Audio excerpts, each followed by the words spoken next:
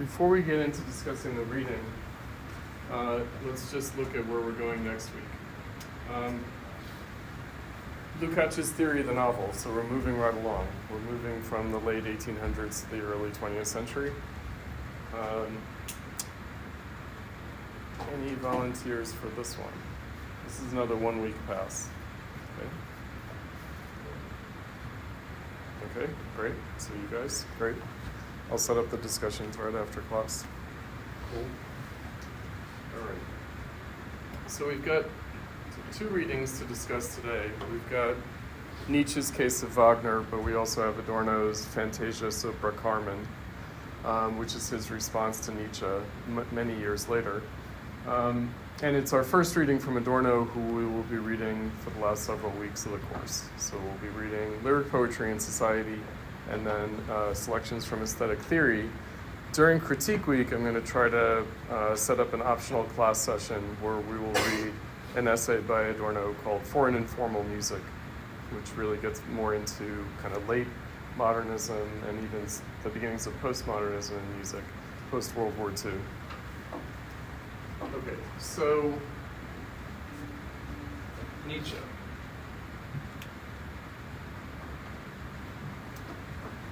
So let's go. So two assertions that we have to pay attention to up front.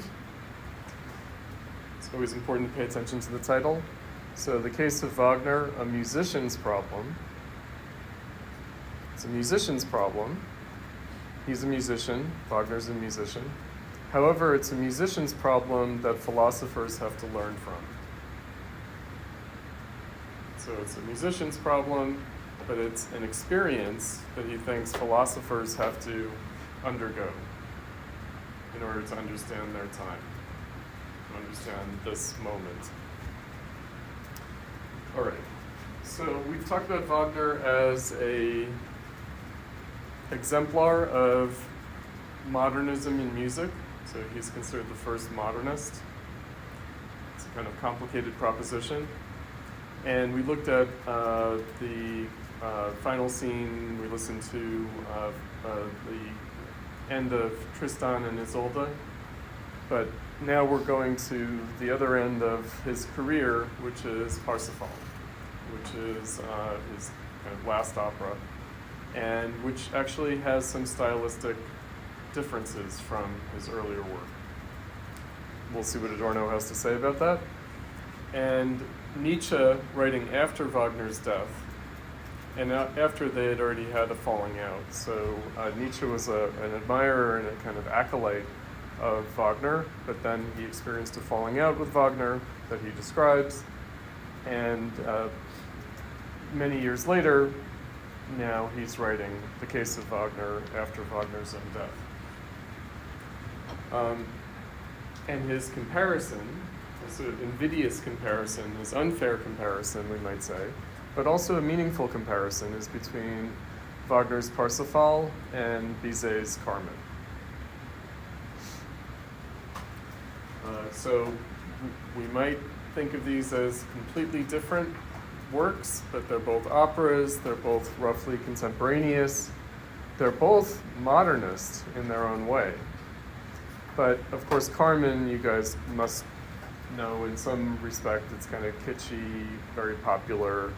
You know, it's permeated the popular culture in a way that Parsifal is a more obscure work.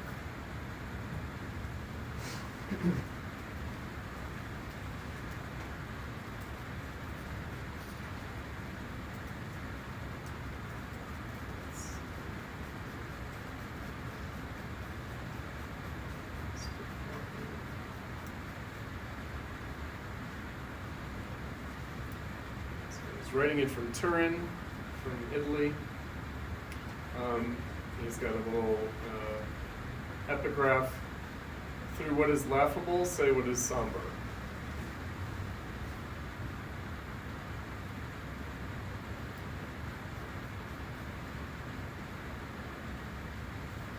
So he starts out, I've granted myself some small relief.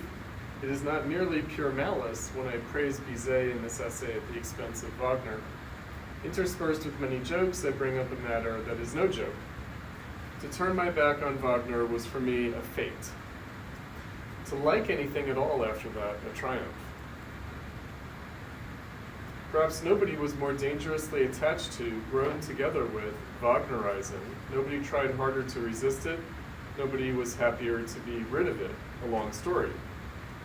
You want a word for it? If I were a moralist, who knows what I might call it? Perhaps self-overcoming. But the philosopher has no love for moralists, neither does he love pretty words. So that's a term that we encountered earlier in the course when we were talking about the dialectic of being and becoming. And I invoked Nietzsche's word self-overcoming to really help us understand what becoming means. It doesn't just mean heading towards a kind of a goal or a telos or becoming what you are, but really self-overcoming, this reversal, simultaneous fulfillment and negation that Nietzsche was talking about last week in the genealogy of morals. Right, so morality developed by negating itself over and over again throughout history, through overcoming itself over and over throughout history. But it also fulfilled itself thereby.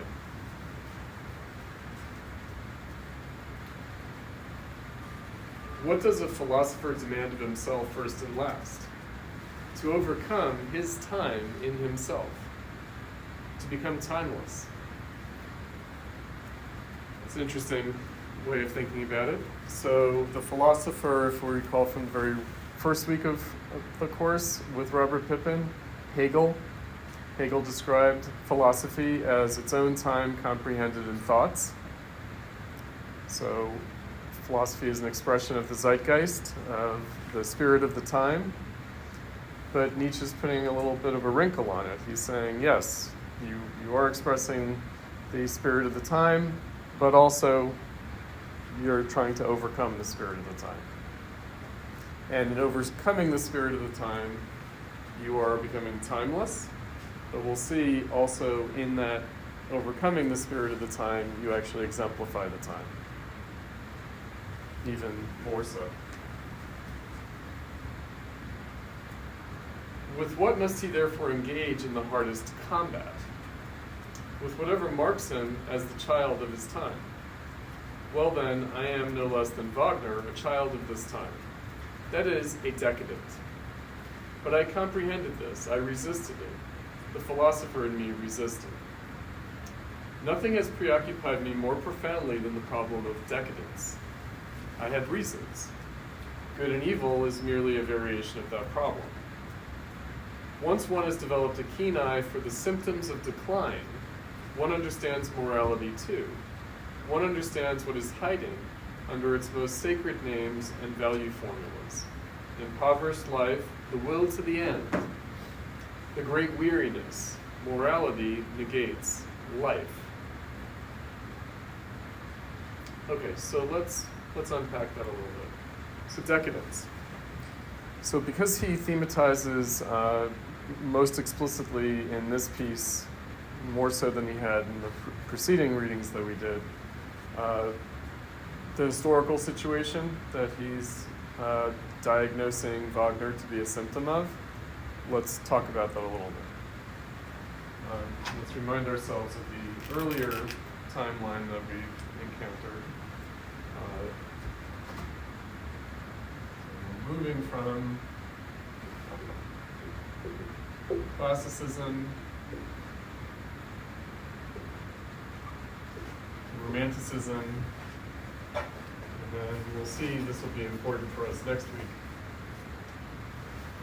We moved to modernism, but we will also deal with the question of realism next time with the theory of the novel, which we touch as a parallel development. Modernism is a circa 1848 phenomenon. So he calls Wagner a 48er. He's a generation of 1848. So that would be the way we think of the generation of 1968. Right, So when we think of the generation of 1968, what do we think of? We think of these rebels, and they tried to change everything, but they accomplished kind of nothing. But they also sort of triumphed in the end, meaning they had a kind of hopeless rebellion, but then became institutionalized, canonized, celebrated, took over the culture. But in a way that seems to not be true to their original intention in one respect, in another respect, totally true to their original intention. Right, so 1968 was both fulfilled and not fulfilled. Similarly, 1848, the revolutions of 1848, that Wagner personally participated in Germany.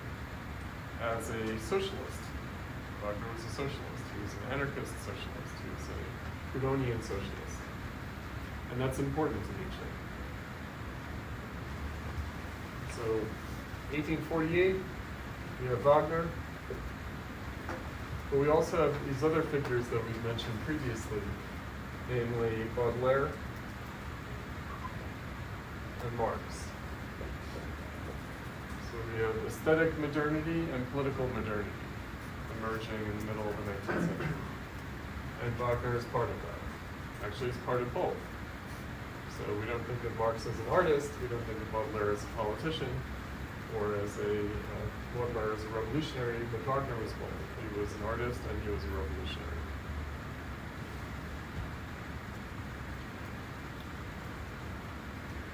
Nietzsche's coming in the aftermath of that moment.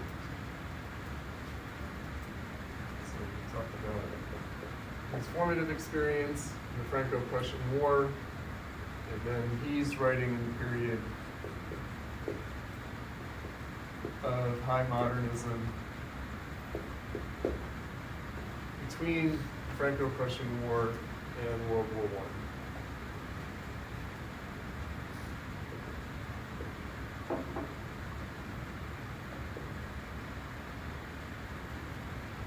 Before the 20th century crisis took hold.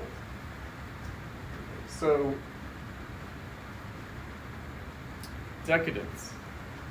So, I mentioned that these two kind of absent presences in our course are Baudelaire and Marx. So how did Marx understand capitalism? So capitalism is defined by Marx as a function of the Industrial Revolution,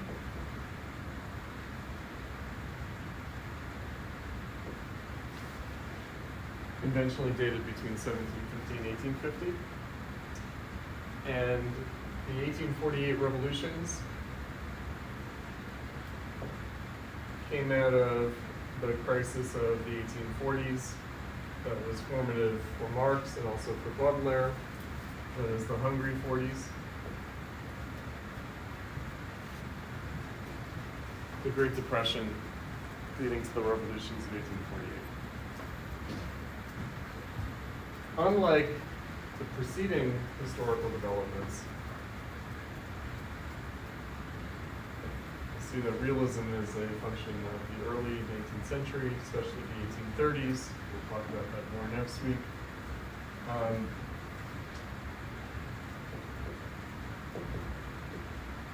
French Revolution, whatever its drama, the French Revolution and the Revolution of 1830, the July Revolution in France, were successful in a way that the 1848 revolutions were not, especially in Germany. So Bismarck, the Chancellor of Germany, of the Prussian Empire, of Prussia, and then of the Prussian Empire, what he said about the revolutions of 1848 were that the big political decisions cannot be made through great assemblies and popular mobilization and fine speeches, but through blood and iron. Just iron and blood. Blood and iron. It's the infamous blood and iron speech. So, the democratic revolutions, the spring of the peoples of 1848, failed. So what replaced it was Bismarckism, or also known as imperialism. And in France, we had a similar phenomenon. So did you guys hear about the jewel heist? No. Right. So whose crown jewels did they steal? Jessica? Isn't she Jessica? The wife of Napoleon III. Or am I confusing Napoleon I and Napoleon III? Who's the wife of Louis Bonaparte? Anyway, it's hard stuff. So it's from this era, because Louis Bonaparte, it's not the original Napoleon, nor is it the Ancien regime. It's not like the crown jewels of the Bourbon. It is the kind of fake monarchy of Louis Bonaparte, of the Second Empire. So Louis Bonaparte, who ruled France, he was the nephew of Napoleon Bonaparte, and he crowned himself Napoleon III in the Second Empire. And that Second Empire was brought to an end in the Franco-Prussian War. And Bismarck unified Germany through the defeat of France in the Franco-Prussian War. So, Bismarckism,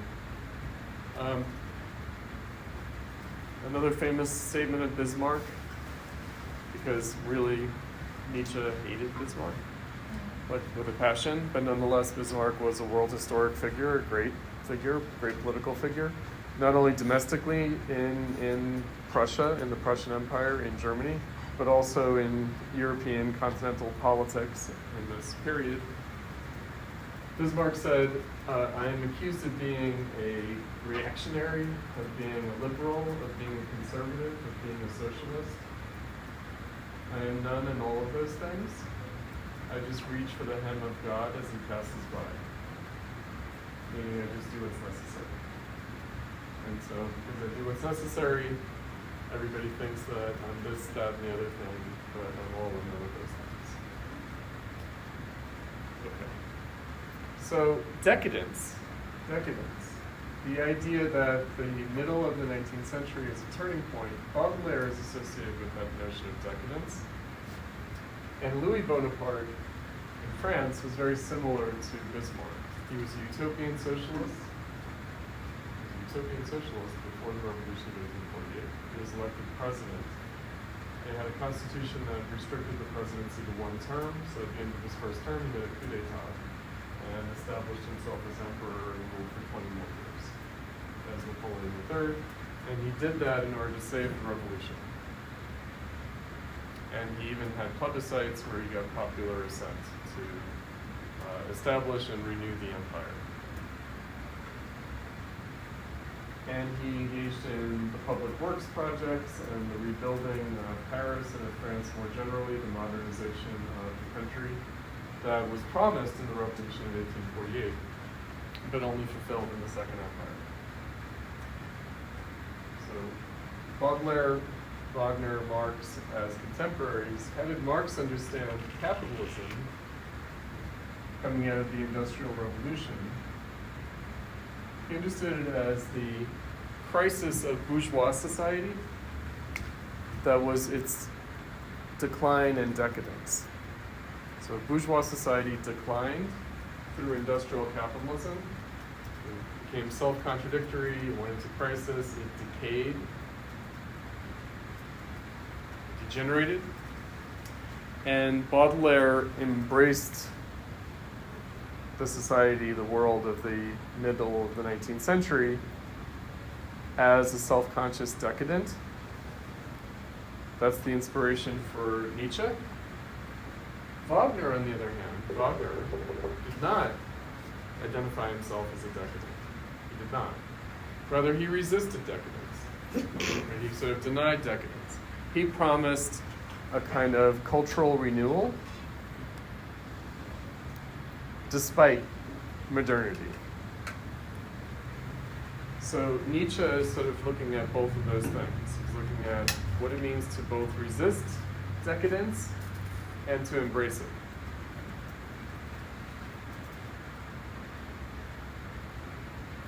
Wagner resists it, Baudelaire embraces it.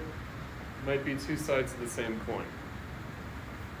Might be two sides of the same coin. So modernism has this fundamental ambivalence with regard to the decadence, which just means decay,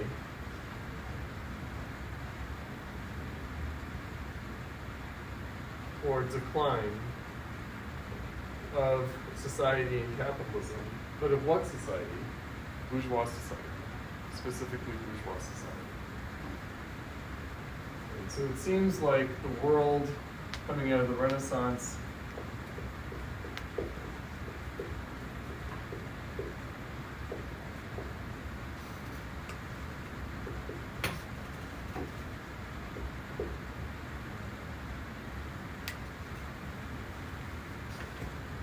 up through the Enlightenment of the 1700s.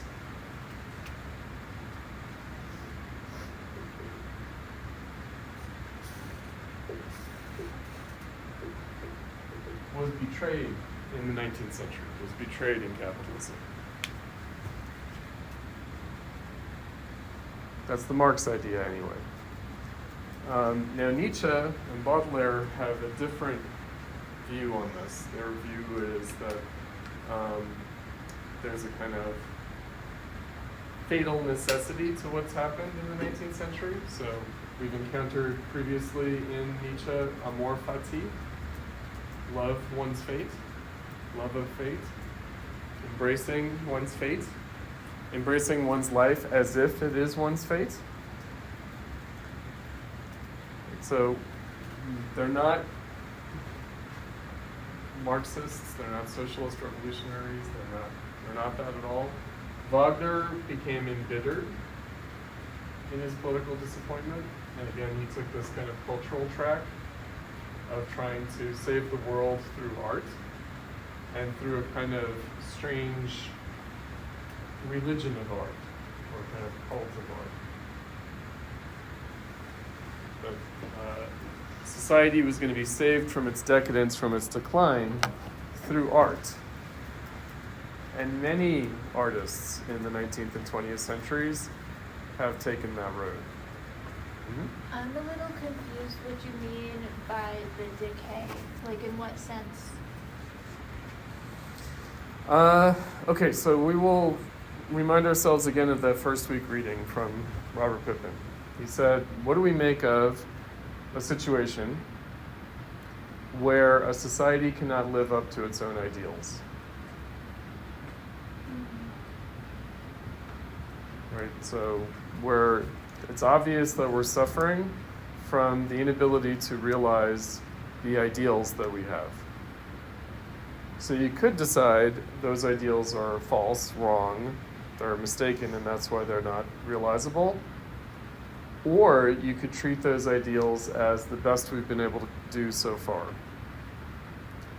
Right, so there was an aspiration, not only theoretically, but in practice, to realize these ideals, and it came to grief. And then since then, we've learned to kind of live with that failure. Like, we kind of adopt a cynical or even a nihilistic attitude. You know, over the course of the 19th century, if you remember from Hegel, irony, right, we could adopt an ironical attitude towards these ideals, that Hegel thought that was wrong. Like that was in some way maybe a necessary phase to go through, but you can't land there, you can't stay there. You can't just say, oh, these ideals are ironical, because then life itself would become ironical. That's the kind of nihilism that Nietzsche is trying to address. So we read on the genealogy of morals last week. Now we're having a case study of this phenomenon with the case of Wagner. So nihilism is a peculiar thing. How to understand it? it could either be understood as a dead end, or it could be understood as a transitional pathology, transitional phase, meaning that we have to sort of go through nihilism in order to come out on the other end, or we could just get stuck there. Are they saying that's unique to the post-capitalist bourgeois and not like the proletariat or anything? Right. Well, of course, Nietzsche, kind of rightly, doesn't think that the proletariat is exempted from this. So everybody's in the same boat. We could say everybody's in the same boat. Everyone's in the same situation of the inability to realize bourgeois ideals. Now, I thought you were going to go in a different direction, which is to say, hasn't this happened before historically? Haven't there been times of what Baudelaire called rather innocently ennui? And later in the 19th century, a rough contemporary of Nietzsche's, actually, Emil Durkheim, a sociologist, he called it anomie, right? That we live in a society without a law or without a rule, without a principle, anomie. And that this led to not merely nihilism in this kind of rarefied sense, but rather in a popular sense. So you saw suicide for the first time among lower class people. Whereas in the past, before capitalism, suicide was something done only by upper class people to preserve their honor, save face, stand for their values, their principles. They'd rather die than violate their principles. Of course, the peasants didn't really face that problem very often. That was the problem of priests and warriors. But no, in modern society, it's the working class who drink themselves to death. Right? Deaths of despair, right? We've been going through this? No? Yeah? Well, that's been going on for a while. That's been going on since the 1800s. Not so much before. Not so much before. So it seems to be gripping humanity, this nihilism, in a much more profound way than previous instances of civilizational decline. There was the fall of the Roman Empire. There have been examples of decadent civilizations before, where a certain kind of nihilism gripped the upper classes and then usually produced some new religious or philosophical movement out of that nihilism. Right, so Nietzsche last week, there was something authentic about the nobility, the ruling class of Rome, embracing Christianity, because they had accomplished everything that they could accomplish. They were excellent, strong, intelligent, powerful. They ruled the world, and there was nothing left for them to do but overcome themselves, and Christianity was the way to do that. Right? It was the pessimism of strength, pessimism of the strong. That's what embracing Christianity by late antiquity was about. By contrast to the popular kind of therapeutic Christianity of the 1800s. Right. Have you ever heard this phrase, it's good to believe in something? Don't be an atheist, because then you won't believe in anything. It's good to believe in something. You don't like Christianity? Try Buddhism. Convert to Islam, something. Believe in something. It's good for you. Well, it's also It's a nuts. natural tendency, otherwise we wouldn't have, otherwise we would never have Have what? it. Faith? Yeah. Us, now, today, yeah. Like resisting that is a philosophical thing, but it's a natural tendency to believe. Sure, yeah, there's something authentic about it. That's right. So that's what we have to keep in mind. So it's we're going to see that Wagner as a symptom is an authentic symptom. He's a genuine symptom. So there's Wagner, there's Wagnerianism, there's the Wagner cult, and there's something necessary to it. Absolutely, there is. So it's not like a mistake or an accident or the wrong thing to do. But again, for Nietzsche, it's something that maybe people had to go through, but they had to go through it, not end there, not stop there. So again, one of the things that, so Nietzsche conceives of it somewhat differently. Baudelaire was more pessimistic. Marx, of course, has his proletarian socialist revolution to look forward to. Nietzsche has something far more obscure, which is the overman, the coming of the overman, as opposed to ending up the last man. So, but that is a point of contact. It's not really a political thing. Doesn't have a clear political program, but it does seem to be some kind of task, some kind of authentic moment, and Wagner was a symptom of that.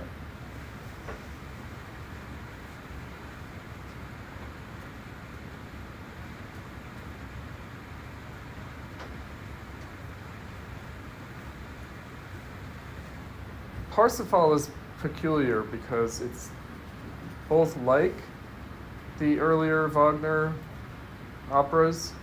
It's his own weird, like, mythologizing revision of myth, his own sort of spin on ancient myth. And it's a funny reconciliation with Christianity, which Wagner had earlier rejected. So it's a weird kind of paganized Christianity that gets expressed in the end in Parsifal. So I don't know if you guys had the opportunity to look at the little synopses of the two operas of Parsifal and Carmen, just so you have a sense of the general story. So Parsifal is kind of a mashup of different myths. There's a kind of ancient Persian myth, and then there's the apocryphal kind of Christian myth of the Holy Grail.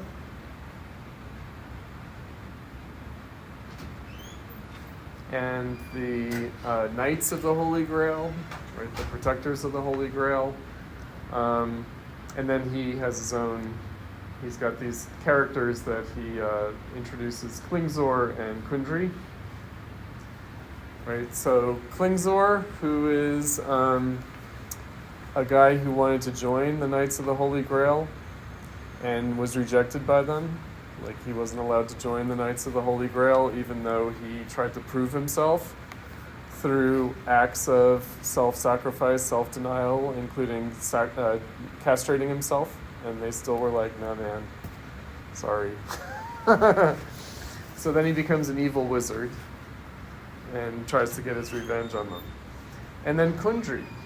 Kundry. Who is Kundry?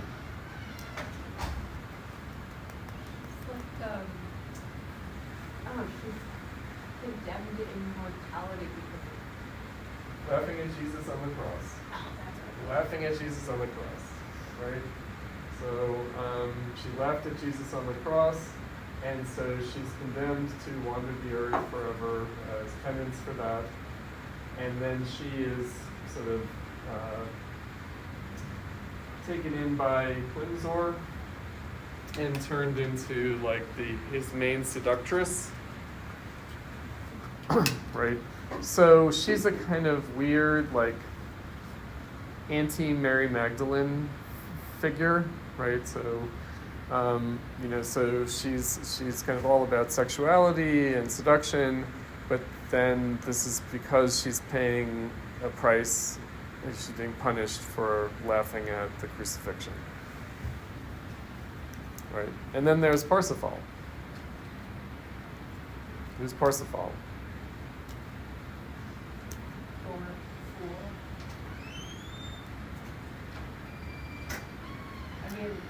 He's a boy. He's a boy who's like lost his birthright and shelter. Well, his father died, and he ran away from his mother. And then she died out of sadness because he ran away, and then he has this, on the one hand, he's completely blithe and innocent.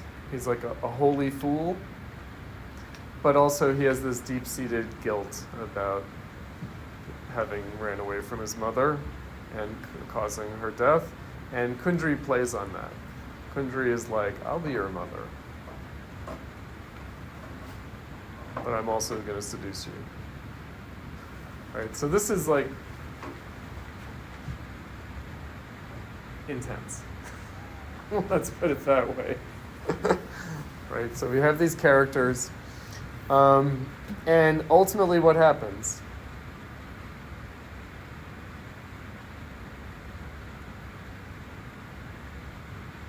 Parsifal rejects, like he resists the seduction by Kundry and redeems her, right? Saves her and defeats Klingzor, and then everything's cool. Although, of course, Kundry, because she's redeemed, then she can die. Right, so she's freed of the curse of immortality, and she's redeemed because he rejects her seduction, and then that turns her into like a redeemed woman. So Nietzsche's like, I can't stand this shit. Right? So he is like really bothered by this opera. Carmen, the story of the opera Carmen. What's the story here? Who's Carmen? She's a factory worker. She's a worker at a cigarette factory. She's also a gypsy. So she's a factory worker. It's not some bizarre, like, before medieval, like, mysterious, like, long time ago in a galaxy far, far away. Right? Because really, like, Star Wars is like Wagner. Like, it's, like, insane like that. No, this is about, like, Bizet is writing an opera about his own time, his own society, modern society, capitalism. And so she's a kind of outsider. She's part of an outsider community, but that's why she's part of the industrial proletariat. And what happens with her, Carmen? What's the story?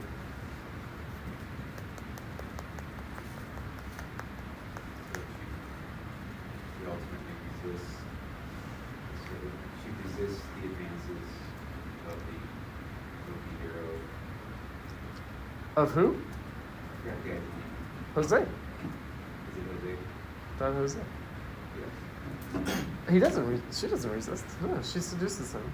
Well, right, but she resists his sort of like attempt to, I guess, like, capture her, so to speak. Right. So she seduces him and then moves on. Right. to she seduces the bullfighter. Right. So in the Carmen Jones, in the Otto Preminger version that we were just looking at, which has an all-star cast, by the way. So Harry Belafonte and Dorothy Dandridge and Pearl Bailey, like, these are like superstars. It's probably like too long ago now. You guys don't know who these people are anymore. But anyway,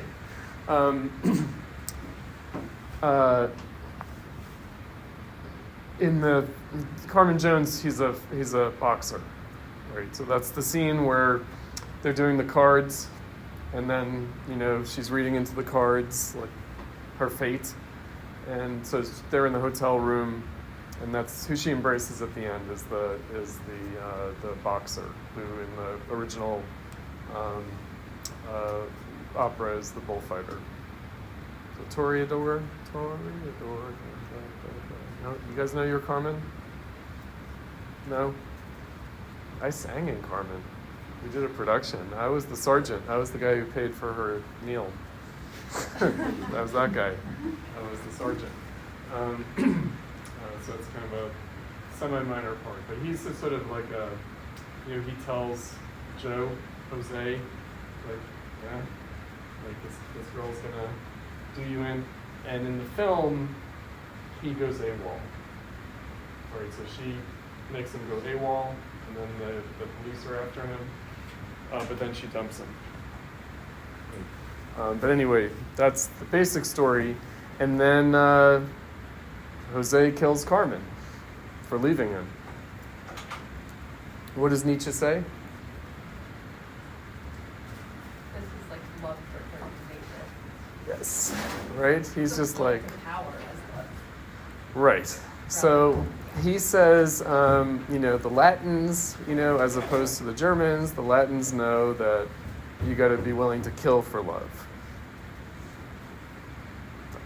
Okay. What does Adorno say about that?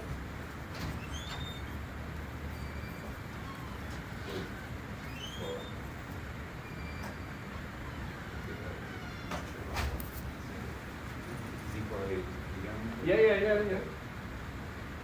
She said it's like the representation of freedom, I guess. Right.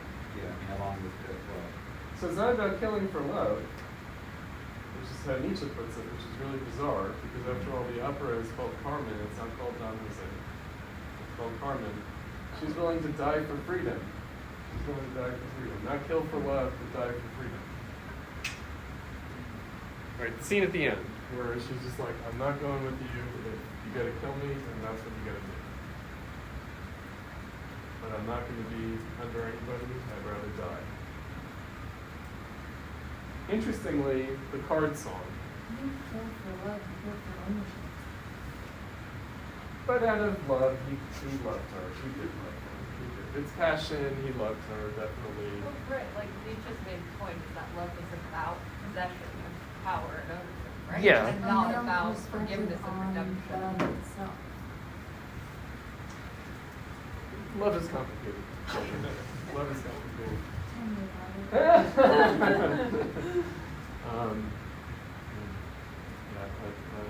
don't want to get into it too much. I can say simply I was almost killed by an ex. That's my experience. But it was a little bit more psychotic than it was passionate. So, anyway, like 20 years ago now. So, not killing for love, but dying for freedom. And dying for freedom as a fate. Because she embraces fate. Right? So the cards tell her, you're going to die. And she's like, yeah, and we're all going to die, and in the meantime, I'm going to live out life to its fullest. And if that's my fate, so be it. Right, so it's foretold, and she did bring about her death. Of course she did. She seduced Jose. She dumped him. She made fun of him. She enraged him. And she refused to go back to him. But that's who she is, right? That's Carmen. That's who she is, right? So the first song in the opera is, love is a bird that's wild and can't be pinned down, and I'm not. Right? I'm free, and to be free means my fate is to die. So of course it's very, very, very just typical, very typical. Like a free woman, of course, has to die. Yes? No? Sexism? Yeah? 19th century? Carmen? But of course, right? She has autonomy, she has freedom, which means she has to die. Absolutely. The question is, what's the meaning of that? And how does the audience relate to that? So Adorno thinks, of course, that there's a kind of either a self-deception or a sleight of hand going on with Nietzsche. Because the play is about Carmen. The audience identifies with her. Of course, she's the main character. She's the protagonist. That's who the audience identifies with. That's who Nietzsche identifies with. But no, he has to pretend he identifies with Don Jose.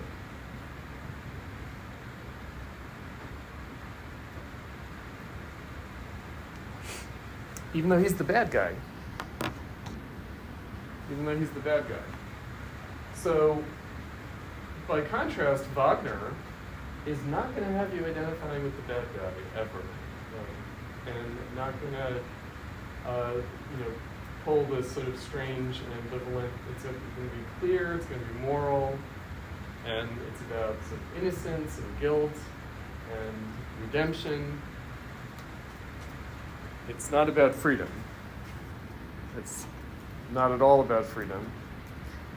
At least ostensibly it's not about freedom, even though maybe at another level it is about freedom. So we've got two values. Nietzsche really hates the value of redemption. And he talks about the funeral for Wagner and how the Wagnerians say redemption for the Redeemer.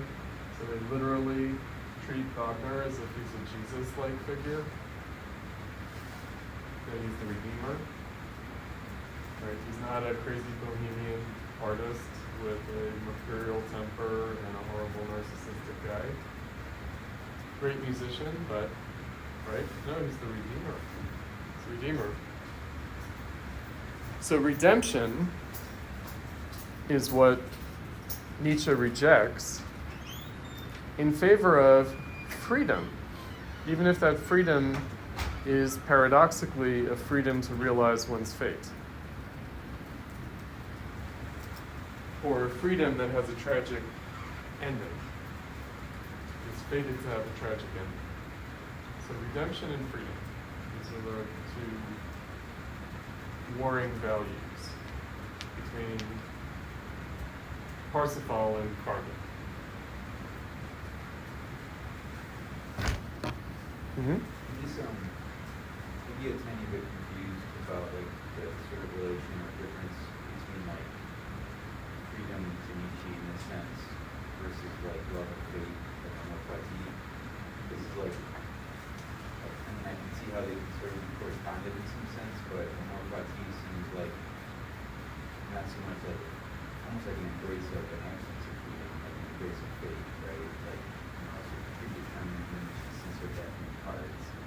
She said, "It's going to live anyway." Like there's a freedom in that, but there's also like a non-freedom in like accepting faith and moral or loving faith. I'm just a little bit confused on that. All right, so let's unpack this a little bit.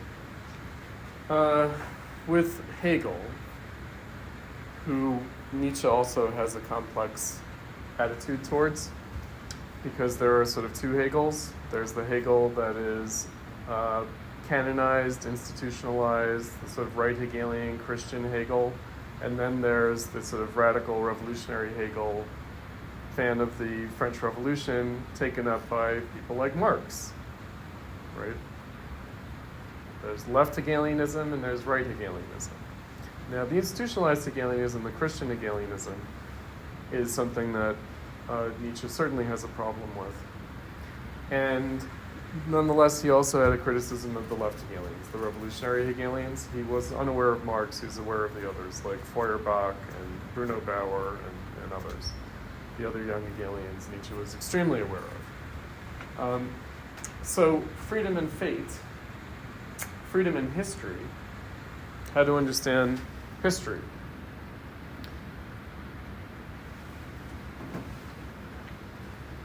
Recall that for Hegel, religion is not the opposite of freedom. It's the first consciousness of freedom. So the fact that art has religious origins doesn't contradict the fact that art is the expression of freedom.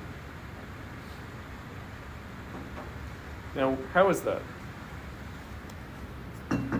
The animals don't have religion. What distinguishes us from the animals? They don't have religion. They don't have language. They don't have art. They don't. They have communication that's different from language. They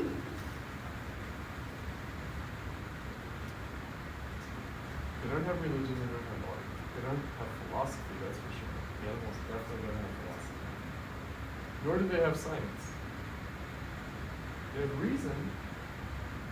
They can figure things out. They have cognition. They don't have science. They don't have these objectified activities. Science, philosophy, art, if we stick with Nietzsche's tripartite division, they don't have these things. Why? Because they're not free. Animals are not free. We are free. That's why we have these things. First expression of our freedom is religion. But what does religion tell us?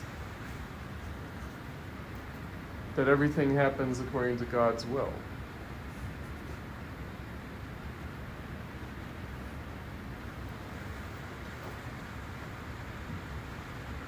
Right, so freedom is our fate. Freedom is our fate. This is dialectics. This is dialectics. Our fate is to be free. Our tragic fate is to be free.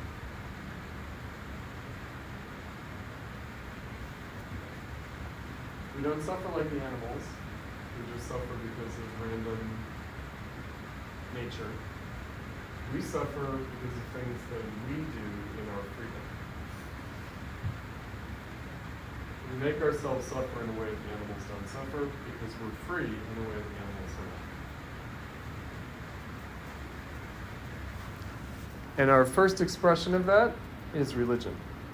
And yet religion tells us that everything that happens is the will of the gods. Meaning, in our first form of freedom, our first objectification of our freedom, we tell ourselves that we're not free. But we are free. Also, so Adam and Eve, what did they do? Get them expelled from paradise? They ate the apple, they ate the forbidden fruit from the tree of knowledge, and they became aware of themselves. That's right. So they made a free act that gave them reason that they were punished for that.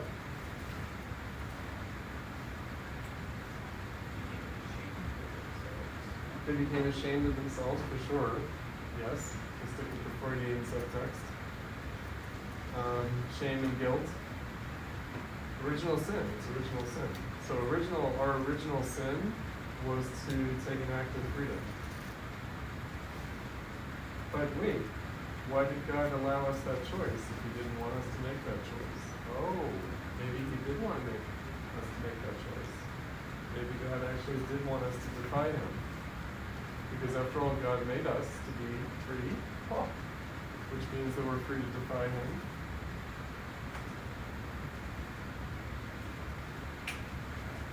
It's our fate to be free.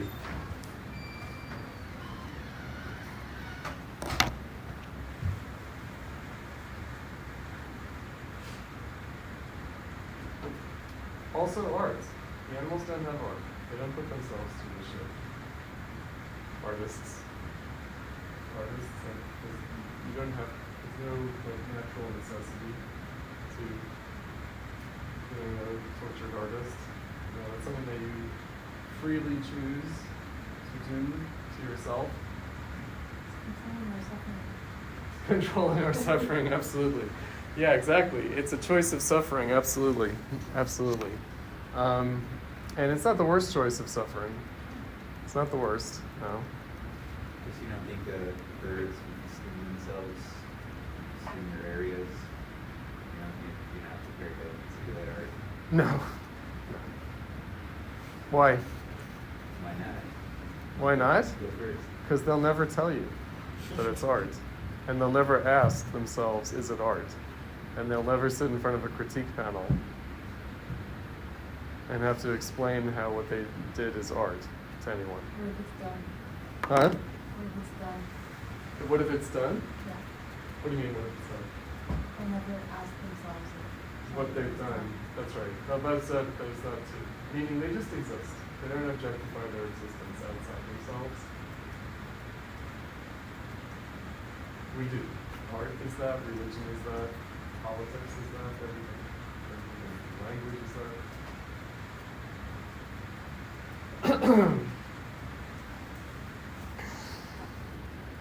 No, it's not music. Kant, remember Kant? Birdsong is not music. Birdsong is not music. Anything that animals do is craft. Craft? Yeah. It's something. I don't know what it is. It's nature. It's whatever it is. These are the deep mysteries. These are the deep mysteries. Why are there animals? Definitely craft. We use tools. Yeah. There's no question it's craft. Okay. Tools. Is this the opposable thumb theory of intelligence? Have you heard of this? Yeah, I have, but I'm not thinking anything. I know. I love the opposable thumb theory of intelligence, which is like the thumb wrestling theory of intelligence. It's like intelligence is just a thumb wrestle very effectively. No. Right, because supposedly, because we have opposable thumbs, that means that we have to have brains that do something that allow us to coordinate the opposable. No. This is not do. So, look, we are animals, but we're more than animals. We are animals, but we're more than animals. Every culture recognizes that humans are not like animals. Every culture has recognized the difference between humans and animals.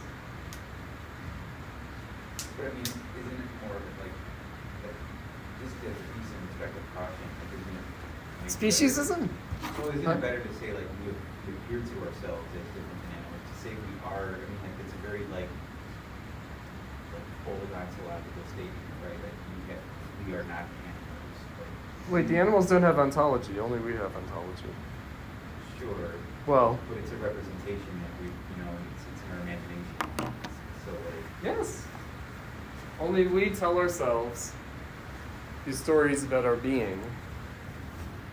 Right? They just are. We consider our being. So, yeah, I know. We're not supposed to be speciesist, whatever, children. Nihilism.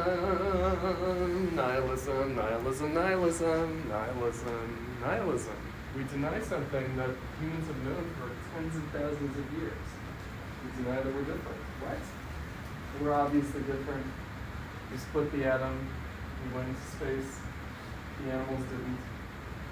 They're not going to. but all species They're are also different. All different species from are us. different from all other species. Really? Absolutely. All species are different from other species to that degree? I didn't say anything about degree. Ah. I simply said they're different. So like, worms can digest things in their guts with enzymes that we don't have. How could we compare degrees? How do we compare to what? Degrees, if they're different from degrees. Quantity becomes quality. That's Hegel. That's dialectics. We don't even know the degree until it's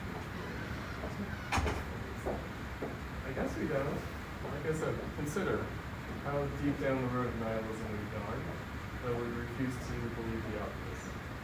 It's not nihilism. It's like it's creating new. Worms?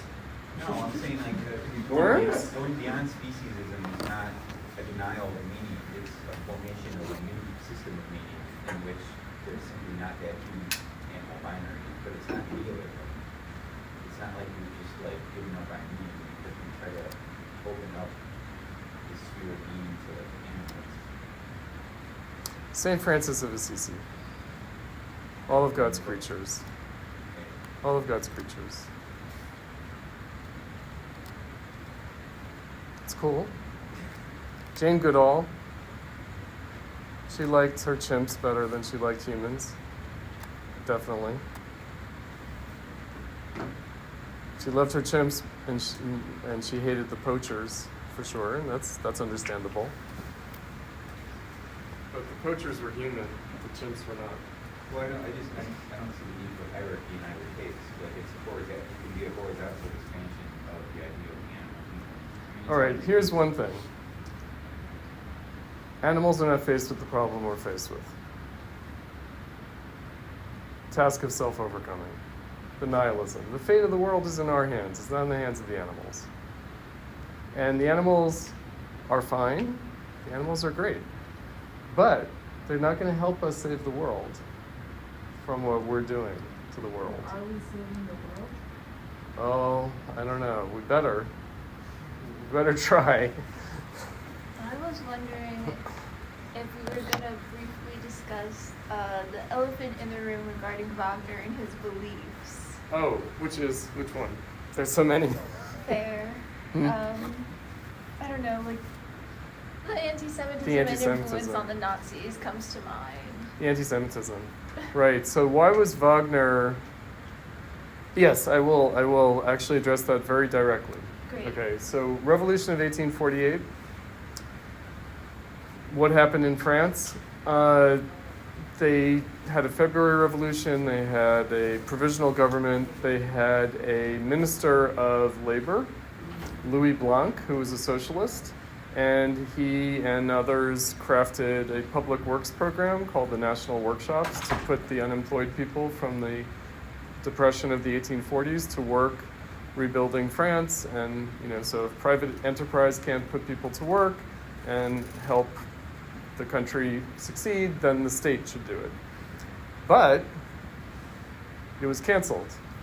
Why? Because they tried to float an international loan to raise money for it, as well as tried to raise domestic taxes for it. But the international loan, they basically tried to sell bonds on the international bond market because these things existed back then. And England, the city of London, which was the top capitalist country of the time, they denied it. So they had to cancel the workshops. And it was blamed on the Rothschilds. Oh, the Rothschilds, right? British Jews in finance. And it was like the Jews denied us this help. Proudhon, who was the big socialist of the time, was an anti-Semite. He said, yeah, the Jews always mess up everything. Wagner is a Proudhonian socialist. He follows Proudhon on this score. Even Baudelaire, even though it was semi-ironical, Baudelaire wrote to a friend, I think, or he might have written in his own diary, but he wrote somewhere, he said, after this happened, it would be a fine thing to organize a conspiracy for the extermination of the Jews. Oh. Yes, that's modern anti-Semitism as a kind of anti-capitalism. It's born in 1848. You blame capitalism on the Jews. Now the Nazis. Nazis were the National Socialist Workers' Party of Germany.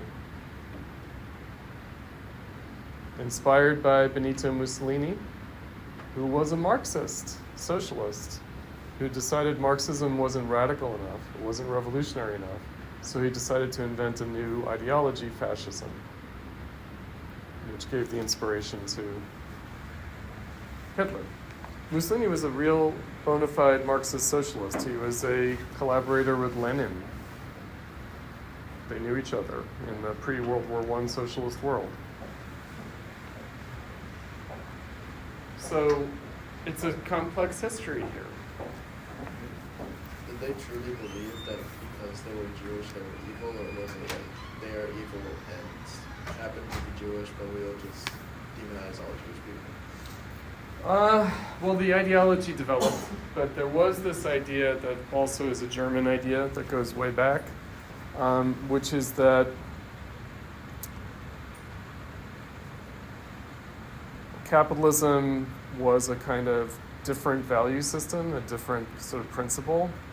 So, it was the value of money over the value of community. It's the value of money above Christian values. So it had to do with the peculiar role that Jews played in late medieval Europe and in bourgeois society, where they were outside the caste system, and so they could do things that other people couldn't do, like lend money. Because in Christianity, you're not supposed to lend money for interest because it's usury. Usury? They have this in Islam as well. So, which just means, I think, did I tell you that my husband is Muslim? So in his home country, Malaysia, the Muslims in Malaysia can get low interest loans that non-Muslims can't get. Right? It's like a racket. So they can get favorable loans for low interest because it's un-Islamic to do usury. So they got associated with capitalism. And the Nazis had a full-blown idea that like the spirit of the Jewish people was this capitalist spirit that was about like enslaving the human race to capitalism.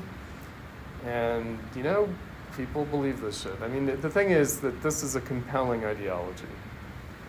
It's pervasive. It's like, you can find people literally in every country in the world who have this kind of anti-Semitic, anti-capitalism.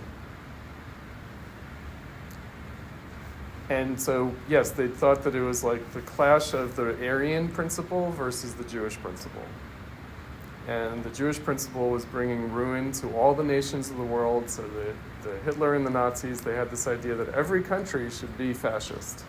Every country should be fascist, and they should all be united against the Jews. Yeah. Now, that's not Nietzsche. That is not Nietzsche. That really is not Nietzsche. Not at all. It's also not exactly Wagner, meaning Wagner's not that hardcore.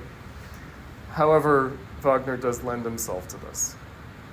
And he was taken up by the Nazis, and they did play Wagner at the concentration camps. The Nazis played Wagner at the concentration camps because the concentration camps were literally the victory of the German Aryan people over the Jews. And for a long time after the establishment of the State of Israel, Wagner was banned from public performance in Israel because it was too traumatic for survivors of the Holocaust to hear Wagner. We looked at Daniel Barenboim with the Tristan and Isolde. You saw that performance. So Daniel Barenboim, who used to be the director of the Chicago Symphony Orchestra, he broke through the ban on Wagner in Israel. Like he was like the first to like organize a public performance and break the ban.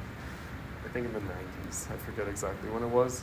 But anyway, yeah. So Wagner's kind of loaded on this score. He has this significance. Now Nietzsche, not only is Nietzsche not that, but Nietzsche also has a diagnosis of that. Like he has a diagnosis of this kind of Aryanism and German nationalism and anti-Semitism. Like he himself has a way of thinking about that as a kind of expression of also the way he understands socialism. He understands socialism as a symptom of this nihilism of the late 19th century. So it's a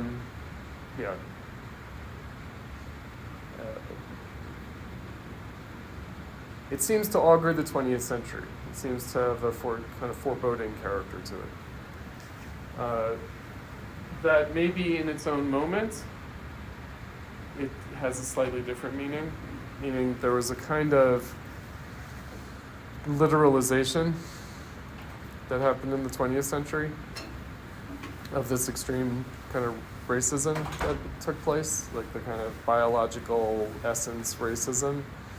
It's something that took hold in Nietzsche's lifetime. It's a late 19th century thing. And then in the 20th century, of course, we associate that with fascism. Right, so, and then we have an official anti-racism that comes out of the defeat of the Nazis. So the United Nations and everything, the whole US-led system after World War II is like officially anti-racist for this reason, for the reason of that the Nazis represented like the worst kind of racism that had ever happened. I guess we now have a lot of distance from that moment, from the World War II moment, from the defeat of the Nazis, because this was something that everybody agreed to, the Soviet Union, like France, England, the United States, the five powers, China, the permanent members of the Security Council. They all agreed to this kind of official rejection of this late 19th, early 20th century racism.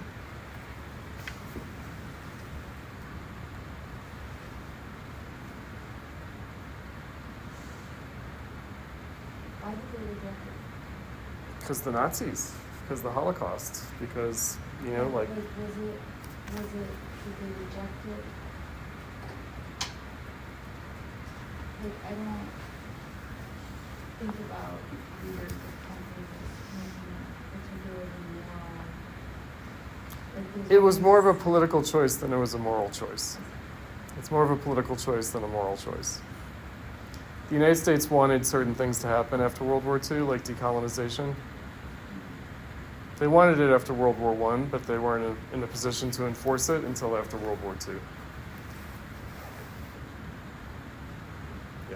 also ideological, like, like, it wasn't the first time that many people were killed, it was just definitely the first time that many white people were killed. You know, like colonialism in America. You gotta be careful with that. You gotta be careful with that one, Mark, because Jews weren't white. That's the whole point. Jews weren't white. That's the whole point. Right, I mean, well. Seriously, Well, seriously. sure, but white is like not a non-essential term. Right, right. At the time. At the time. Yeah, at the time. So, no, these things fluctuate. Ish. It also was, I mean, but there were plenty of other Europeans who were part of the slaughter as well. Poles, Russians. Oh, for sure. Yes. No doubt. Yeah, of course. Although the Nazis had a whole racial scheme for the Europeans, right? So there was a racial hierarchy within Europe. Yeah. I mean, also people with disabilities, physical disabilities, mental disabilities. Yeah, of course. Homosexuality. Yeah. Decadence. Degeneracy. Yeah. But coming back to it, this is, if we were to look at Nietzsche's whole point, oh, certainly the gypsies. Let's not forget that. The Roma and Sinti were also put in the concentration camps and put in the gas chambers, for sure. As non-Europeans. I mean, that's the thing. Jews were seen as non-European. Because, of course, they were non-European. So, that's what we're talking about. Also, the first group of people that the Nazis rounded up and killed, the very first when they took power, were the offspring of African troops stationed in the Ruhr Valley by the French to force the payment of reparations by the Germans for World War I. So the French stationed African troops there to prevent fraternization with the local population, but of course that didn't work, and so anyway, children were born, and they were the first people that the Nazis took away.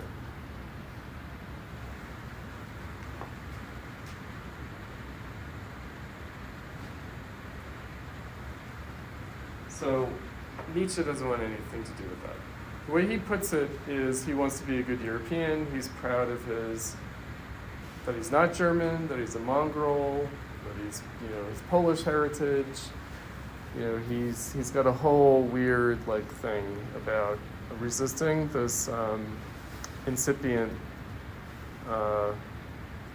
German nationalist kind of racism that's emerging in his time. And that his sister is involved with. His sister and her husband are definitely into this kind of thing, which is tragic because when he loses his mind, then his papers, his writings come into her possession. She ends up being a literary executor of Nietzsche. Nietzsche does have his own idiosyncratic factor as something, though, right? Insofar as he blames Judaism for Christianity, which is blamed for nihilism. Sure. I mean, we have to remember what the course of German self-understanding in the 19th century is complicated.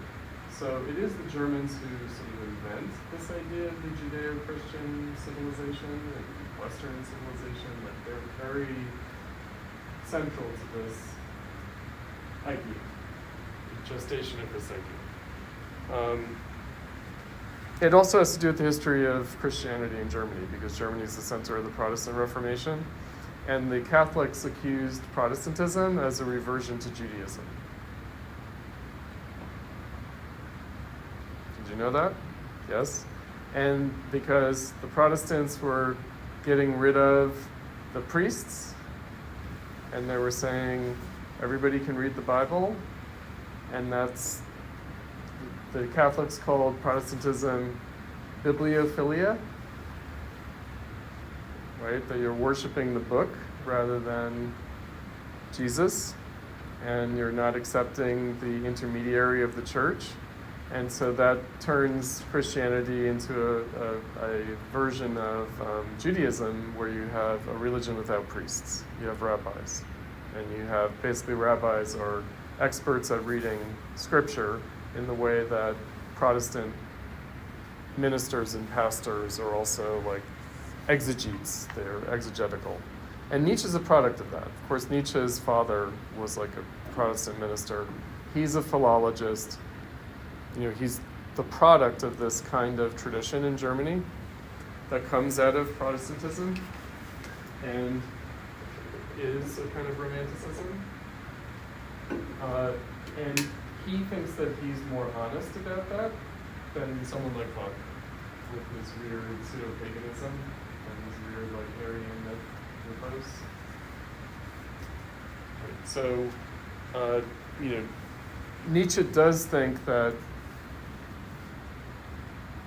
well, a couple of things. So what he says here, the Germans have been responsible, I think we touched on this, the Germans have been responsible for the smothering or the ending of all the great flowerings of European civilization. So the Germans destroyed classical antiquity of the ancient Mediterranean world. The German tribes taking over Rome. The Protestant Reformation brought an end to the Renaissance. And Kant and Hegel brought an end to the Enlightenment.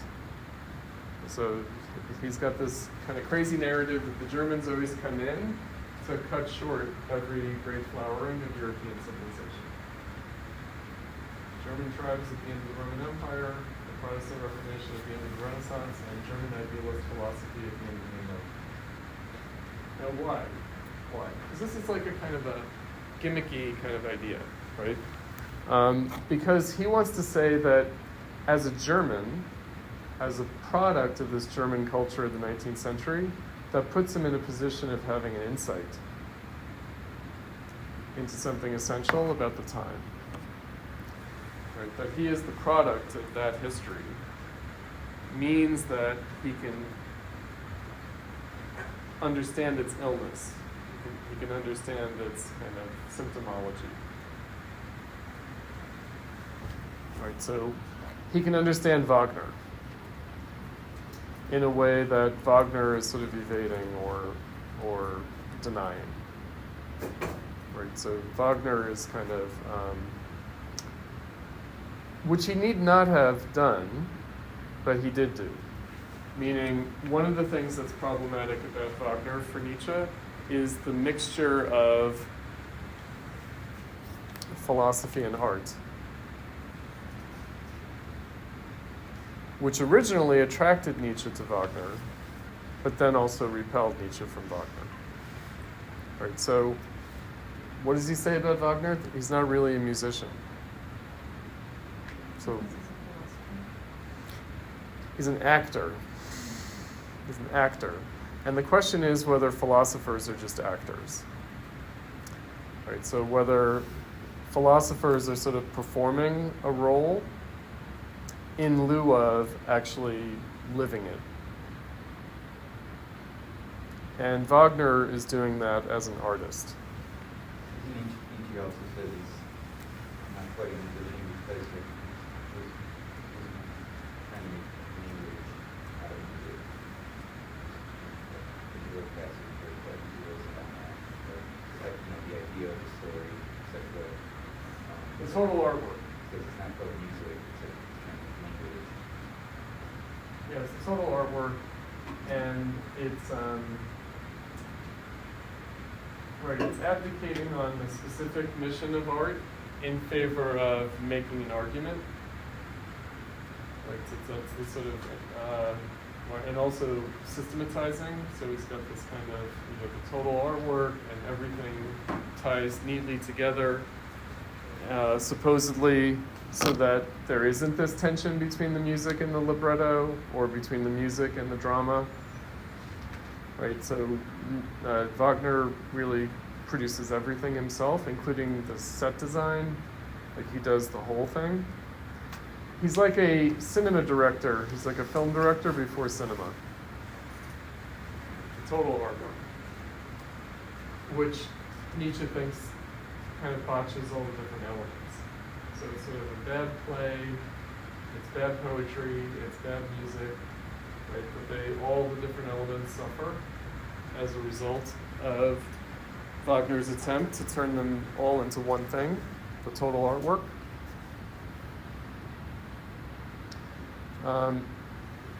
But coming back to it, what would it mean to embrace the separation that he originally, in The Birth of Tragedy, bemoaned, the separation of art from philosophy, or art from philosophy and science? Really art and philosophy, because that's really what he's revisiting now. He's coming full circle. He thought that Wagner was the solution, and now he thinks that Wagner is like the exemplar of the problem. Right, so it's exactly the same thing that seemed to offer a solution that now is the clearest presentation of the problem. So art and philosophy, it's bad philosophy and it's bad art. Right, so trying to sort of merge them, you end up with bad art and bad philosophy at the same time.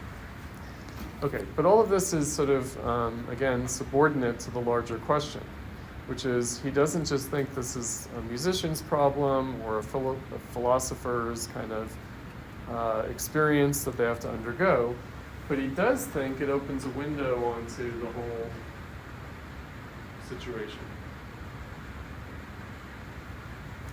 You know, we're all Wagnerians. That's his basic point. Whether we know it or not, we're all Wagnerians. So we're all little Wagners. We all have this same relationship to art and philosophy, to again the zeitgeist. So Nietzsche is trying to be the self-conscious Wagnerian in a way that Wagner himself not only wasn't, but also Wagner did everything he could to avoid self-consciousness of the problem he exemplified. So we're all Wagnerians in the sense of we're all doing everything we can to avoid the problem that we nonetheless embody, personify. When you say we for Nietzsche, you mean we Germans? Because he's pointing He thinks to, it's more than that. Bizet as a counterpoint, right? Bizet is a counterpoint, but we'll see what kind of a counterpoint. Yes, so he does have this kind of Southern Europe, Northern Europe, Germans, Latins, he's got that kind of thing going on. He's got like Mediterranean versus like, you know, Germanic. He does. But also by bringing them together, there are some affinities. Right, so Bizet is just as modern. Let's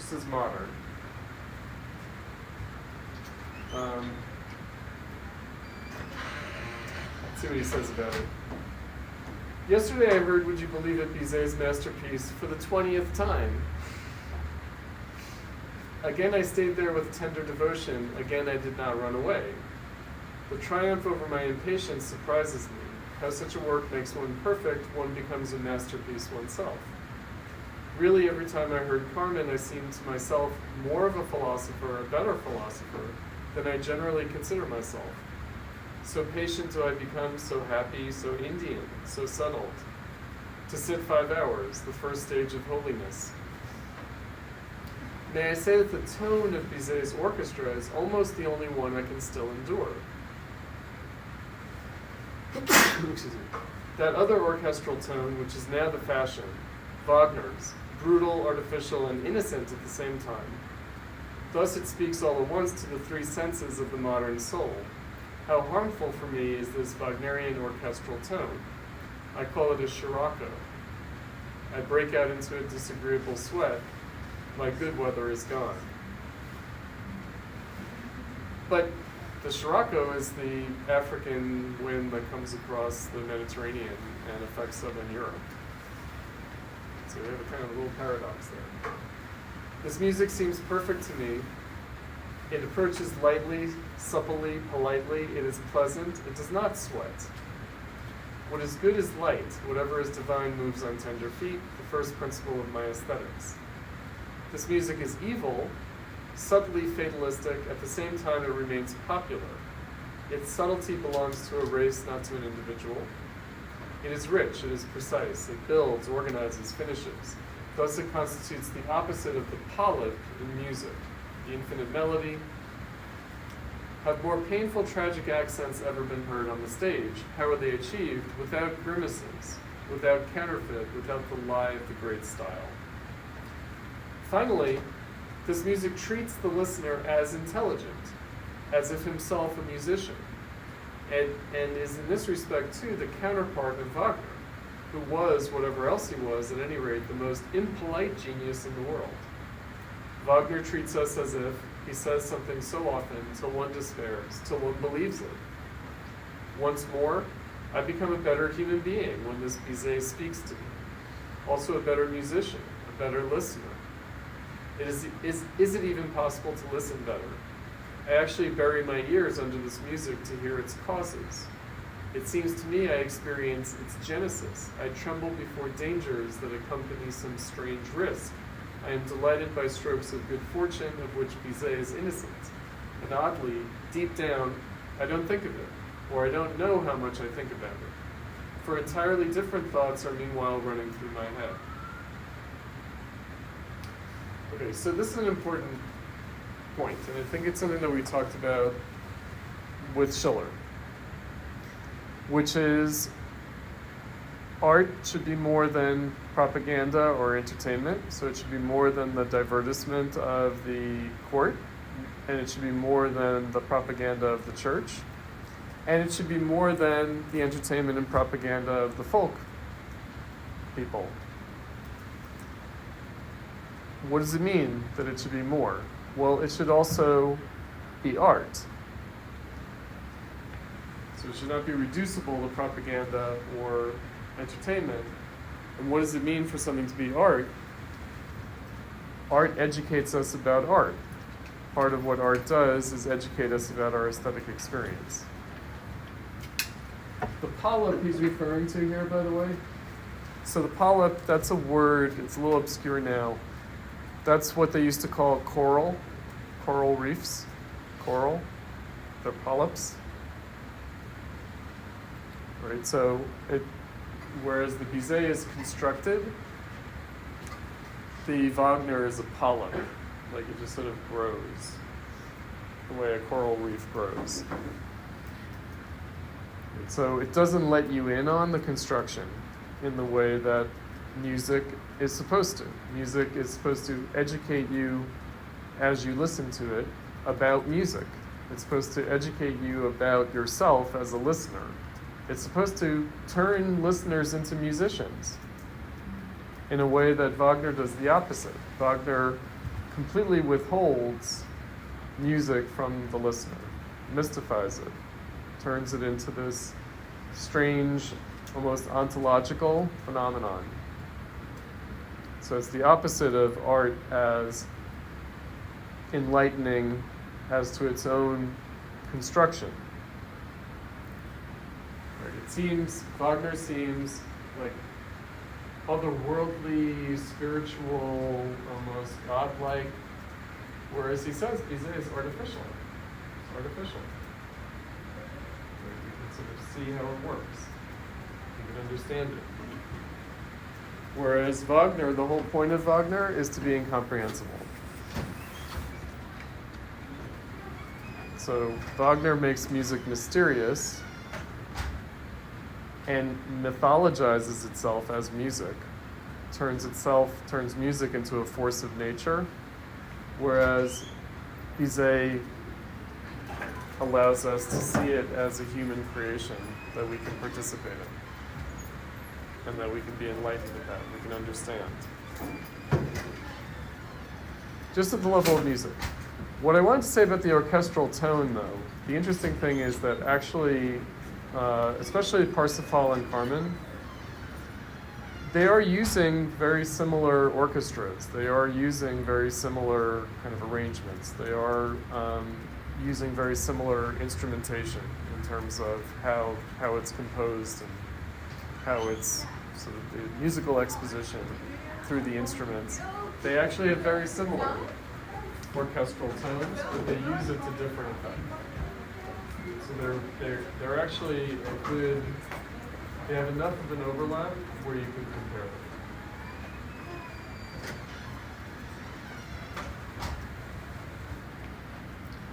So they serve for that kind of contrast. But again, we have to be clear on what the nature of the contrast is.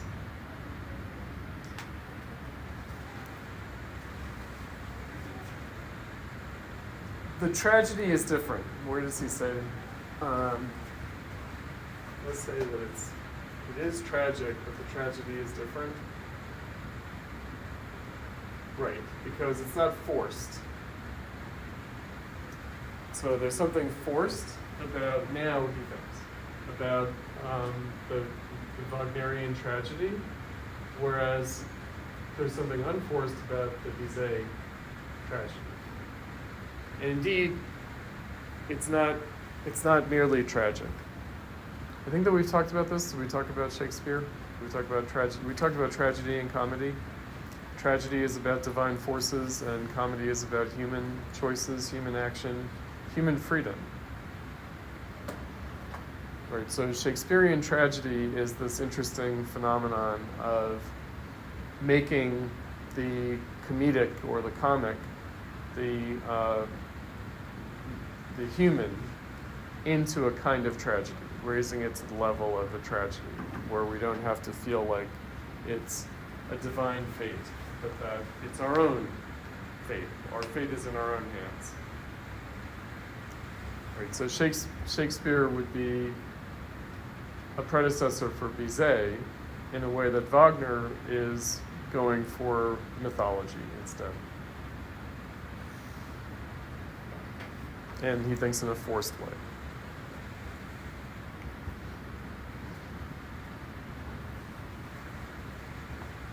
So, again, they're both modern. They're both modernists. We could say Bizet and Wagner are both modernists in music, but to totally different effects, an opposite significance.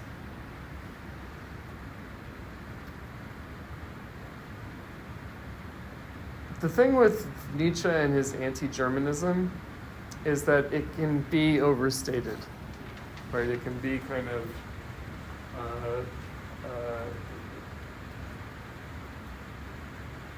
he's taking the kind of, have you guys heard of this distinction, German opera versus Italian opera? Have you heard of that distinction? So what's the difference between German opera and Italian opera?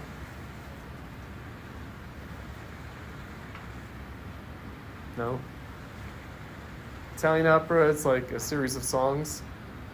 Like the opera is like a series of songs.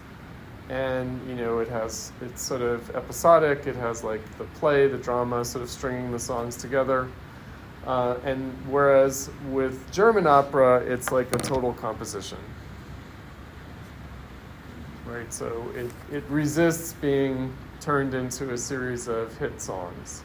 Because Italian opera, the whole point of Italian opera is that you could take the songs out and have them just have a kind of popular currency. Whereas with German opera, you can't sort of separate the songs from the whole thing. And so Wagner is like one extreme of like German opera. Now, and Bizet is more in the Italian opera tradition, we might say, although it is also thoroughly composed. It is also thoroughly composed. So it's not like the older Italian opera, where it really isn't like one piece of music. The Bizet, Carmen, is still one piece of music. You guys say? So every opera is No, and yet also yes.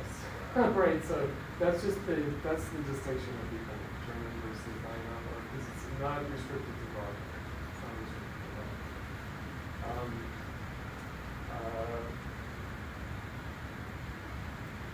Mozart would be a kind of interesting case. Right, so there's also we talked about classical, we talked about the first Viennese school. So the thing with Vienna, the thing with Austria, is that it's midway between Germany and Italy, meaning it's Catholic Germany, and so it's kind of almost Southern European, whereas Germany is Northern European. So there is this kind of idea, anyway. Yeah, it's just different musical traditions, different kind of genre traditions. So Italian opera is more about the songs, German opera is more about the total composition. For what it's worth, this is again like it's not terribly deep, but it is part of what Nietzsche is sort of speaking to.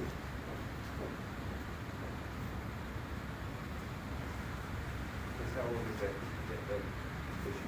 Italian opera, roughly its origins, how old it is? It would be from the late 1700s, right? So it's very modern, right? So the German versus Italian opera distinction is, I would say, it's not entirely 19th century, but it's pretty much a 19th century.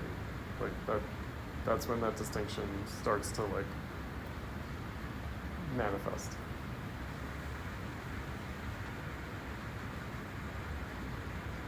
Harmony between the songs and the spoken scenes, or is it still, like, is it what we would think of as a musical, or is it still?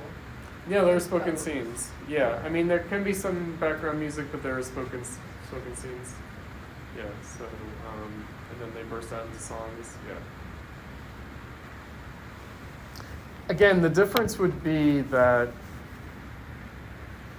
Italian opera would be more open to being seen as a construction rather than this total immersion kind of experience. And he says sitting for 5 hours. No, there are intermissions, of course, right? Like, yeah. I mean, there are intermissions in Wagner too, but definitely intermissions. Wagner operas are like long. They're like really tedious to go through. They're like kind of marathonic kind of experience. And part of his point is that 5 hours of Wagner opera is not as onerous as 5 hours of Bizet. Like, you don't feel as exhausted, right? So at the end of Bizet, you feel like energized, whereas at the end of every Wagner opera, you feel like the whole world should come to an end. Like, you're just, like, everything and you yourself and the world are just depleted totally.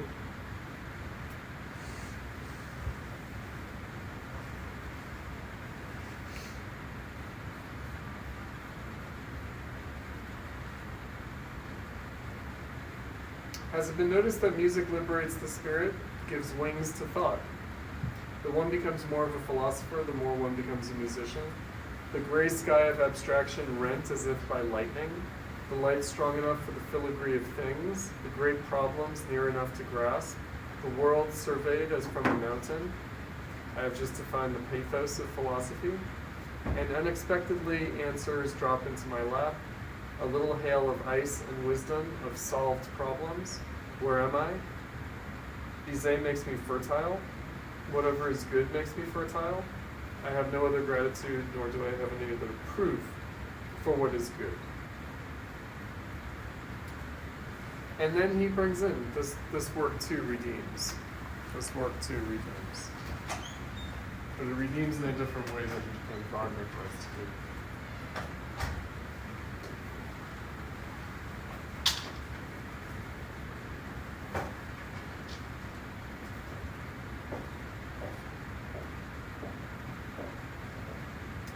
Yeah, love translated back into nature.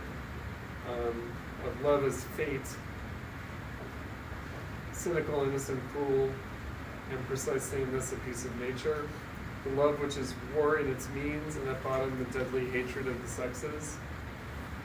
I know no case where the tragic joke that constitutes the essence of love is expressed so strictly, translated with equal terror into a formula, as in Don Jose's last cry, which concludes the work, yes, I have killed her, I, my adored Carmen. Such a conception of love, the only one worthy of a philosopher, is rare. It raises a work of art above thousands. For on the average, artists do what all the world does. Even worse, they misunderstand love. Wagner too misunderstood it. They believe one becomes selfless in love because one desires the advantage of another human being, often against one's own advantage. But in return for what they want to possess, in return for that, they want to possess the other person. Even God does not constitute an exception on this point. He is far from thinking, "What is it to you if I love you?" He becomes terrible when one does not love him in return. And then he quotes Benjamin Constant. Love is of all sentiments the most egoistic, and as a consequence, when it is wounded, the least generous.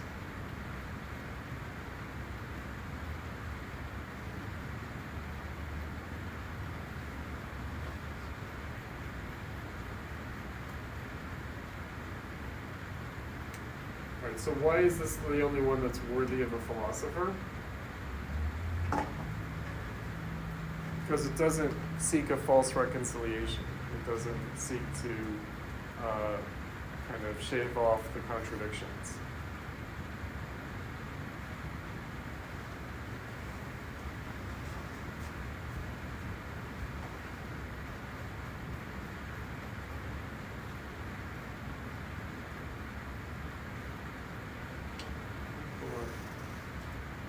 I guess we should stretch our legs. I'm sorry that we went marathonically. Should we take a short break and then come back for half an hour? Let's take a short break.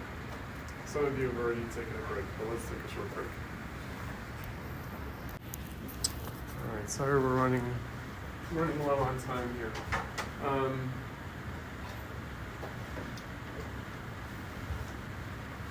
Because we're doing Adorno, we're going to also introduce with the concept of redemption, what Adorno meant by redemption, and we're going to get that from Walter Benjamin, who was Adorno's friend and mentor. Benjamin described Adorno as his only student. And so redemption and freedom and happiness, like these concepts, let's look at a rather cryptic piece. It's going to help us when we get to aesthetic theory at the end of the semester. And it will help us with Nietzsche. So before Benjamin became a Marxist, before he was converted to Marxism, he was a Nietzschean. He was a big fan of Nietzsche and used a lot of Nietzschean categories. Nonetheless, he did turn to Marxism. And one of the ways in which Benjamin's Marxism is peculiar, I think that Robert Pippin talks about it in the piece that we read in the first week. He calls it Benjamin's idiosyncratic messianism. Okay, so this is really a central concept in Benjamin, even though you guys have probably only encountered Benjamin in the form of the work of art in the age of mechanical reproduction. In fact, his larger oeuvre is more concerned with philosophy of history and these kinds of issues. So let's see what Benjamin has to say, because it will help us navigate what Adorno is going to do with Nietzsche. The Theologico-political fragment. Only the Messiah himself consummates all history, in the sense that he alone redeems, completes, creates its relation to the Messianic, history's relation to the Messianic. For this reason alone, nothing historical can relate itself on its own account to anything Messianic. So he's distinguishing the Messianic from the historical, even though he's saying that they're related. Therefore, the kingdom of God is not the telos of the historical dynamic. It cannot be set as the goal. From the standpoint of history, it is not the goal but the end. Therefore, the order of the profane cannot be built up on the idea of the divine kingdom, and therefore theocracy has no political but only a religious meaning. To have repudiated with utmost vehemence the political significance of theocracy is the cardinal merit of Ernst Bloch's Spirit of Utopia. So Bloch is another friend of Benjamin's who is also converted to Marxism around the same time that Benjamin is, around the Russian Revolution in that period. Lukács, who we're reading next week, went through a similar conversion. So he was not a Marxist, and then the Russian Revolution happened and he became a Marxist. Okay, so the Messiah is associated with redemption. He's distinguishing that from history. And he's making this sacred profane distinction, like a kind of basic anthropological distinction, sacred and profane. The order of the profane, which he associates with the historical, should be erected on the idea of happiness. The relation of this order to the messianic is one of the essential teachings of the philosophy of history. Containing a problem, it is the precondition of a mystical conception of history, containing a problem that can be represented figuratively. If one arrow points to the goal towards which the profane dynamic acts, and another marks the direction of messianic intensity, then certainly the quest of free humanity for happiness runs counter to the messianic direction. But just as a force can, through acting, increase another that is acting in the opposite direction, so the order of the profane assists, through being profane, the coming of the messianic kingdom. The profane, therefore, although not itself a category of this kingdom, is a decisive category of its quietist approach. For in happiness, all that is earthly seeks its downfall, and only in good fortune is its downfall destined to find it. Whereas, admittedly, in the immediate messianic intensity of the heart, of the inner man in isolation, passes through misfortune as suffering. To the spiritual restitutio in integrum, that's the restitution of the body, which introduces immortality, corresponds a worldly restitution that leads to this eternity of downfall. And the rhythm of this eternally transient worldly existence, transient in its totality, in its spatial, but also in its temporal totality, the rhythm of messianic nature is happiness. For nature is messianic by reason of its eternal and total passing away. To strive after such passing, even for those stages of man that are nature, is the task of world politics, whose method must be called nihilism. All right, so this needs some unpacking.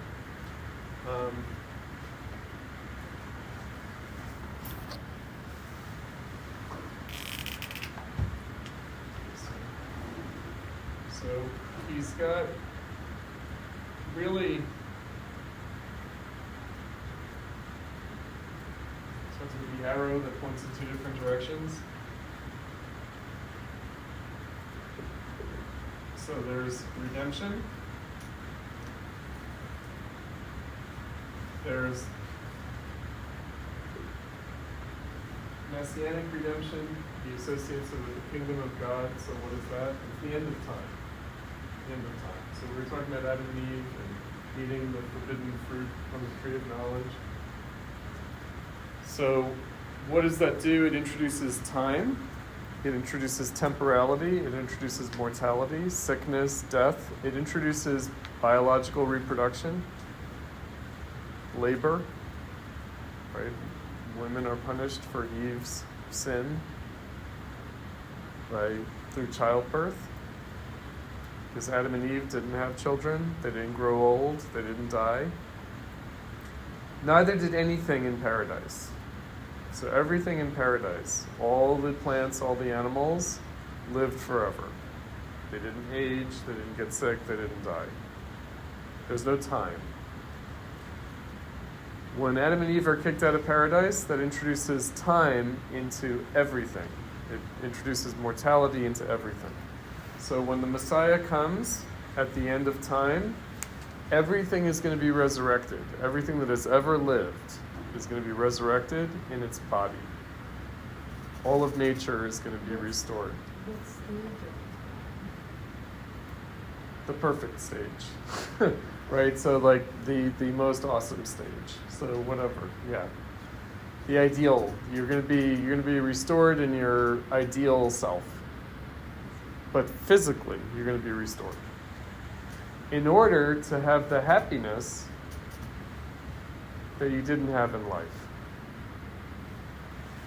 So it is to redeem unhappiness.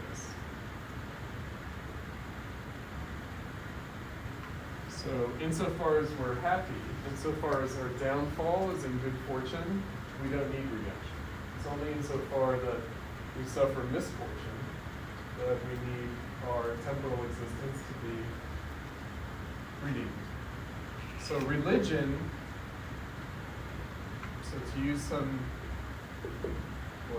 theocracy, because that's what religion is, it's theocratic. In medieval Europe, is controlled by the church. It's theocracy. Is celestial authority?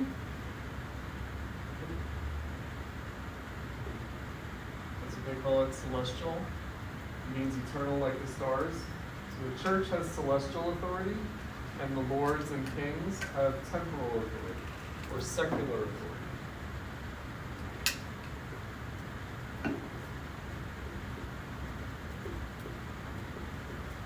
So there's the political authority, which is temporal, secular, political, and historical in character, versus the celestial authority of religion. So the messianic is to redeem unhappiness outside of time, because it's supposed to repair everything that is temporal. Then world politics, which strives after such passing, which embraces the temporal and the historical, is the profane, so this would be the sacred, the profane versus the sacred. Profane dynamic, he says, is erected on the idea of happiness, the quest of free humanity for happiness.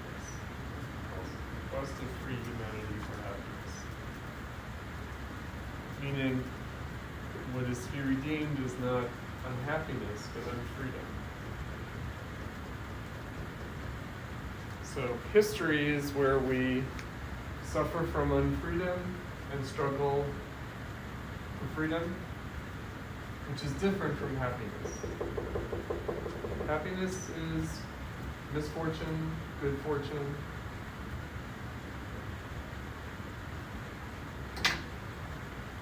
Life sucks and then you die. That's one thing, that's nature. But then there's freedom. Freedom. So if we're calling our being and becoming a transformation of freedom, the dialectic of nature and spirit. And I mentioned that nature includes the historical, so nature is everything that exists, everything that has ever existed, everything that exists. And spirit is the movement of its self-overcoming. So they're not two separate things, they're one thing, but dialectically differentiated internal contradiction that moves history. So, for instance, Hegel. So if we get back to the worms, we get back to the nature and animals and humans. We are the self-consciousness of nature. Because of course we are nature, but we are self-conscious nature. Meaning we have to be self-conscious on behalf of the worms.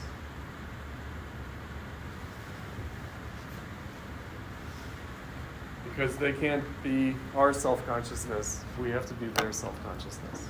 So we are part of nature, but we're the self-conscious part of nature. We're the free part of nature. And we are supposed to redeem nature, absolutely. Redeem nature's unfreedom, including our own. We can't redeem nature's unhappiness. Animals die, we die, nature dies. It suffers, it dies, it gets sick, it's mortal. We can free nature. We are the freedom of nature. So we are part of nature, but we're also not simply the same thing as nature. So we are nature's self-differentiation and freedom. This is Hegel. The philosophy of history. So I think we talked about this last time. Did we talk about this last time? The method of nihilism. The method of nihilism. Okay, so Goethe in Dr. Faustus, Mephistopheles says in Dr. Faustus, he says, everything that exists deserves to perish. Everything that exists deserves to perish. Well, everything that exists will perish. It deserves to perish, however. It will perish. It deserves to perish. Engels, Marx's bud, in the most well-read work of Marxism before the Russian Revolution, Socialism, Utopian, and Scientific, quotes this Goethe. And he says this is the spirit of communism, of scientific socialism. Everything that exists deserves to perish. The task of world politics, whose method must be called nihilism. Is death within that statement considered a positive for the freedom or There's the perishing that happens to us, and there's the perishing that we choose, that we embrace. What does deserving mean? That's the point. That is the point. Exactly. In other words, if we have a perishing that we don't deserve, then we want the Messiah to redeem us.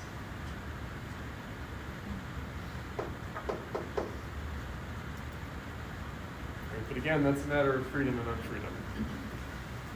That's a matter of, again, we are mortal. We will suffer and die, all of us. But we're not just the random happenings of nature. We do have freedom in this. We suffer in ways that the animals don't suffer. We impose the suffering upon ourselves that the animals don't, in our freedom. We die of things that the animals don't. Deaths of despair. Animals only die of deaths of despair when they're under human control.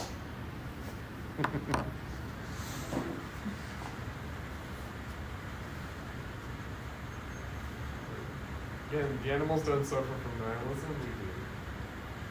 You could say the animals embody nihilism, but they don't suffer from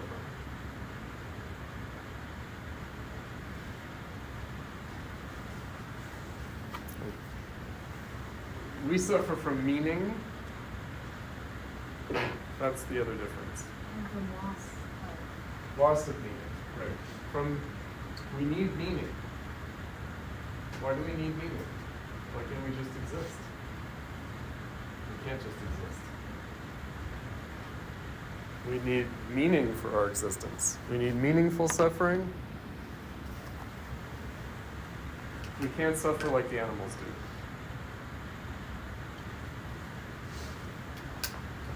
do. We wish that we could, but we can't. Okay. So, do you see the dialectic with nature there, though? Because the last bit of Nietzsche that we read from the case of Wagner had that thing about Bizet and Carmen, and this is the embrace of nature. It seems rather paradoxical. It's artificial, it's art, it's music, it's artificial, but it is embracing nature, the natural condition. How does that make sense? It actually does. Stop. All right, that killed us. Yeah,